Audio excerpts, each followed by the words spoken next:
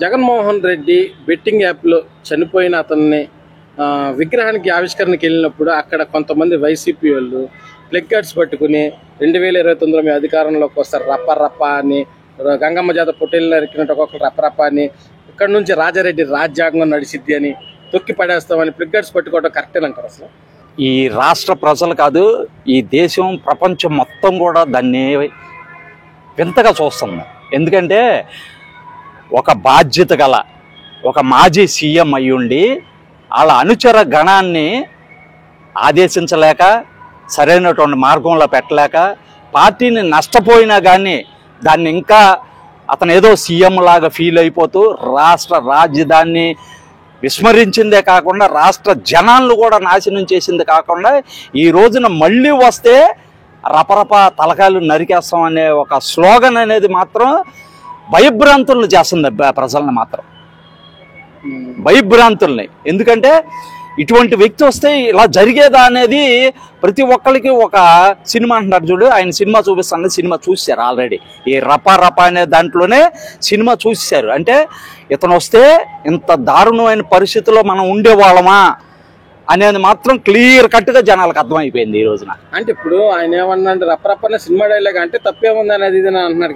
కరెక్టే, రప్పరప్ప అనేది ఒక డైలాగు. కానీ 29లో మేము వస్తే జనాల్ని, తెలుగుదేశం పార్టీ వాళ్ళని రపరప తలకాయలు నరికేస్తాం అనే సబ్జెక్ట్ మాత్రం కరెక్ట్ కాదు. అంటే రాజారెడ్డి రాజ్యాంగం అక్కడి నుంచి స్టార్ట్ అవుతుంది అది ఇది అని మాట్లాడుతున్నా పెట్టారు. దాని మీద ఏమంటారు? అంటే అంబేద్కర్ రాజ్యాంగాన్ని విస్మరిస్తారా? అంబేద్కర్ రాజ్యాంగాన్ని తిరగరాస్తారా వీళ్ళు? 70 సంవత్సరాలు ఈ రాష్ట్ర రాజ్యాంగాన్ని రాసినటువంటి అంబేద్కర్ గారిని అవమానిస్తారా వీళ్ళు?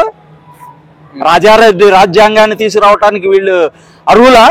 11 సీట్లు వచ్చినా కానీ ప్రతిపక్ష హోదా తెచ్చుకోలేనటువంటి పరిస్థితిలో ఉన్నవాళ్ళు ఇలా రాజ్యాంగాన్ని మార్చే స్థితిలోకి వెళ్ళిపోతారా వీళ్ళు? అంటే ఇప్పుడు జగన్మోహన్ రెడ్డి మొన్న కారు కింద పడిపోయి ఒక సింగయ్య అనే అతన్ని చనిపోతే అదంతా గ్రాఫిక్స్ అని, దాని చచ్చిపోయింది మా కార్యకర్త అది ఇది అని అంబటి రాంబాబు గారిని రోజు మాట్లాడుతుంటారు. అదే చెప్తున్నా. యాక్చువల్గా ఏంటంటే వీళ్ళకి ఒక ప్రభుత్వం మీద కానీ, ప్రజానికాని మీద కానీ, ఒక గవర్నమెంట్ మీద కానీ, ఒక కోర్టుల మీద కానీ వీళ్ళకి ఏమాత్రం కూడా నమ్మకం లేదు. వీళ్ళదంతా కూడా సపరేట్ రాజ్యాంగం, అదే రాజారెడ్డి రాజ్యాంగం, అదే రాజారెడ్డి రాజ్యాంగం. మాకు ఎవ్వరితో సంబంధం లేదు, దేనితో సంబంధం లేదు. మేము అనుకున్నదే చేస్తాం, మేము నరకాల్సిందే నరుకుతాం, అంటే తొక్కి పడేస్తాం, నరికేస్తాం, తొక్కేస్తాం. ఇయే వాళ్ళ ఉన్నటువంటి యాటిట్యూడ్, వాళ్ళకు ఉన్నటువంటి యాటిట్యూడ్, మెంటాలిటీ జనాలకి ఈ రోజున పబ్లిక్ అర్థమైపోతుంది. అంటే నేనంటే ఏంటంటే ఒక 6 నెలలు చంద్రబాబు గారికి నేను రిక్వెస్ట్ చేసేది ఏంటంటే ఇతన్ని ఇలాగే వదలాలి. వదిలితే ఇతని మెంటాలిటీ కానీ, ఇతని యాటిట్యూడ్ కానీ ప్రజలకు అలా అర్థం అవుద్ది అనేది మాత్రం నేను కంపల్సరీగా చెప్తున్నాను.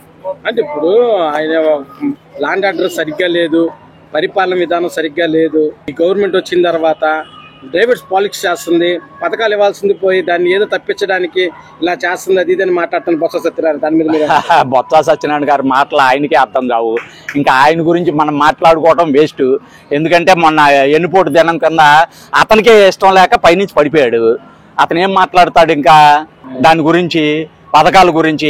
పథకాల గురించి ప్రజలు చెప్పాలి, అతను కాదు చెప్పేది. తన 5 ఏళ్ల పాలనలో ఏం పథకాలు ఇచ్చారు, జనాలను ఎంత మోసం చేశారు, వాళ్ళు ఎంత వెనకేసుకున్నారు అనేది వాళ్ళు చెప్పాలి. ప్రజలు ఏం చెప్పాలి? మాకు గ్యాస్ బండ్ డబ్బులు వస్తున్నాయి, 4000 రూపాయలు పెన్షన్ వస్తుంది, 12 మంది పిల్లలు ఉంటే 12 మంది పిల్లలకి మాకు తల్లికి వందనం పడింది, రేపు 15వ తారీఖున ఫ్రీ బస్సు వస్తుంది. అలాగే వాళ్ళు నష్టపోవటానికి అవకాశం లేకుండా ఆటో డ్రైవర్లకు కూడా న్యాయం చేస్తానన్నటువంటి ముఖ్యమంత్రి నారా చంద్రబాబు నాయుడు గారి గురించి వీళ్ళేం చెప్తారు? ప్రజలు చెప్పాలి. అంటే స్వతంత్రం వచ్చిన తర్వాత ఇలాంటి ప్రభుత్వం నేను ఎప్పుడు చూడలేదు, ఇలాంటి ప్రభుత్వాన్ని అని బొత్స సత్యనారాయణ. అందుకనే 11 సీట్లకి పరిమితం చేశారు. ఇట్లాగే మాట్లాడుకుంటూ ఇట్లాగే తొక్కుతాం, సంపుతాం, నరుగుతాం అని అంటే మాత్రం ఏక్ నిరంజన్. బ్రో, ఇప్పుడు చూసినట్లయితే జగన్మోహన్ రెడ్డి క్యాన్వే అనేది జరిగింది ర్యాలీ. అక్కడ ఒక వ్యక్తి కారు కింద పడిపోయినా కనీసం బండి ఆపకుండా ముందుకి ర్యాలీ జరిగింది. ఇప్పుడు అడిగితే టీడీపీ బురద జల్లే ప్రయత్నం చేస్తుందని అంటుంది. దీని మీద మీ ఒపీనియన్? ఇప్పుడు వైఎస్ఆర్ జగన్మోహన్ రెడ్డి ఏదైతే ఉన్నారో కనీసం సింగయ్య అనే వ్యక్తి కారు కింద పడిపోతే కనీసం మానవత్వం లేకుండా కనీసం ఏదీ లేకుండా ముందుకు వెళ్ళిపోయినటువంటి కనీసం పోనీ రుద్దుడే కదా అప్పుడు పడిపోయాడు కదా అని కనీసం ప్రజలు కూడా చూసి చెప్పినా కూడా కనీసం మానవత్వం లేకుండా సిగ్గు శరం లేకుండా కాన్వేని ముందుకు సాగించాడే తప్పించి కనీసం ఏదో చూడు కుక్కని అలాంటిది పడేసినట్టు రోడ్డు పక్కనే చెట్టు పొదల్లో పడేసి కనీసం మానవత్వం లేకుండా జగన్మోహన్ రెడ్డి పట్టించుకోకుండా వెళ్ళిపోయినటువంటి దుర్మార్గుడు ప్రజలందరూ చూస్తున్నారు, అందరికీ కళ్ళున్నాయి కూడా. అలాంటిది కూటమి ప్రభుత్వం మీద బురద జల్లిన మాత్రాన ఏమాత్రం జరగబోదు కూడా. అది ప్రజలకి తెలుసు, ప్లస్ అందరికీ తెలిసిందే. జగన్మోహన్ రెడ్డి 2019లో ఏదైతే గెలిచేస్తాం చేసేస్తాం అని సీఎం అయిపోతామని చేసుకుంటున్నాడు, అది కూడా జరగదు. కనీసం ప్రజలు కూడా పట్టించుకోడు. ఈ కుక్కను పట్టించుకునే బదులు వేస్ట్ అని చెప్పేసి పక్కన పడేసినటువంటి వ్యక్తి జగన్మోహన్ రెడ్డి. ఎలా ఉంది పరిపాలన? బాగానే చేస్తున్నారని మేము అనుకుంటున్నాం. ఎందుకంటే పింఛన్లు ఇస్తున్నారు, రోడ్లు బాగా వేశారు, వచ్చే నెలలో ఎప్పుడో బస్సు ఫ్రీలు కూడా ఇస్తున్నారు. అంటే గత పరిపాలనకి ఇప్పటికి ఏమైనా డిఫరెన్స్ ఉందా? బోర్డు తేడా ఉందండి. గతంగా బాగుందంటగా? అదేం లేదండి. ఇప్పుడు ప్రభుత్వం చక్కగా నడుస్తుంది. అప్పుడు అన్ని దౌర్జన్యాలు జరిగాయి. ఇప్పుడు ఈ ప్రభుత్వం అలా జరుగుతుందని నేను అనుకోవట్లేదు. అంత బాగుందని నేను అనుకుంటున్నాను. అసలు ఏం చేయట్లేదు, పథకాలు ఇవ్వట్లేదు, ఏమీ చేయట్లేదు. ఎదుటి వాళ్ళు అలాగే అంటారు. చేసేవాళ్ళకి తెలుస్తుంది కదా, చూసేవాళ్ళకి తెలుస్తుంది. మాకు తెలుస్తుంది, మాకు చేస్తున్నారని మేము అనుకుంటున్నాం. వాళ్ళు చేయట్లేదని చెప్తారు. వాళ్ళు ఏమీ చేయలేదు అప్పుడు ఆ రోజున, ఉత్తి మాటలే చెప్పారు వాళ్ళు కూడా. వీళ్ళు అలా చెప్పట్లా. సన్మానం చేయాలి అది ఇది అన్నాడు జగన్మోహన్ రెడ్డి. చేస్తారు, ఇంకోసారి చేస్తారు. ఇప్పుడు చేశారు కదా ఒకసారి, ఇంకోసారి చేస్తారేమో చూద్దాం. అది కూడా పథకాలు ఇచ్చాను, నాకు సన్మానం చేయాలి, అసలు ఇలా నేను ఇచ్చిన పథకాలు ఇంకెవరు ఇవ్వలేరు దేశంలో. అవునండి, టైం దగ్గర పడుతుంది, చేస్తారు. ఏమో ఉంది కదా ఆయనకి, ఎప్పుడు ఉన్న అలవాటే కదా. జైలుకి వెళ్దాం, అంతకంటే ఏం లేదు. ఏముంది, ఉన్న కేసులు ఏమవుతాయి? పోవు కదా. తప్పు చేస్తేనే నీకైనా నాకైనా శిక్ష వేస్తారు.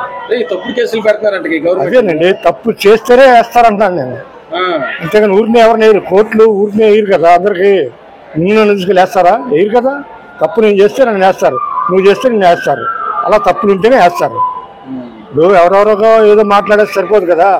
అని చేస్తున్నారో లేదు చూడాలి, ఎన్ని పథకాలు ఇస్తున్నారో చూడాలా, 1 by 1 జరుగుతుందో లేదో చూడాలా. అది జరుగుతున్నాయి అని మేము అనుకోవడం కాదు, జరుగుతున్నాయి కూడా. అలాగే రోడ్లు ఉన్నాయి, చాలా బాగా ఉన్నాయి. ఇదివరకు బోల్డ్ యాక్షన్ జరిగాయి, ఇప్పుడు అలా లేదు కదా. అంత శుభ్రమైన రోడ్లు ఉన్నాయి, అన్నీ చేస్తున్నారు.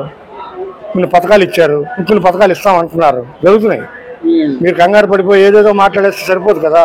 కాదు, ఇప్పుడు పల్నాడు మొన్న జగన్మోహన్ రెడ్డి లేదు, అక్కడ ఫ్లిక్కర్స్ పట్టుకుని రప్ప అని నరికేస్తాం 2029లో రాజారెడ్డి రాజ్యాంగం తొక్కి పడేస్తామని ఫ్లిక్కర్స్ పట్టుకున్నారు. కరెక్ట్ అంటారు అసలు? అలాంటి తప్పుడు పనులు చేయకూడదండి. ఎందుకంటే ఒక రాజకీయ నాయకుడు అయి ఉండి ఇలాంటి తప్పుడు విధానాలను ప్రోత్సహించకూడదు. ఆయన ప్రోత్సహిస్తున్నాడంటే ఆయన ఎటువంటి నాయకుడు మీరు అర్థం చేసుకోవాలి. తప్పుడు విధానం, అలాంటి పొరపాటు పనులు చేయకూడదు. సినిమాలో డైలాగ్ లాగా అంటే తప్పే ఉందంటున్నాడు. తప్పో కాదు ఆయనకి తెలియాలి. ఆయన ఏం చేస్తే రైట్ అనుకుంటాడు. ఆయన చేసేవన్నీ తప్పులే, ఒకటి కాదు, బోల్డ్ తప్పులు ఉన్నాయి, అన్నీ వస్తాయి. కంగారు ఎందుకు, మనం చూస్తాం కదా.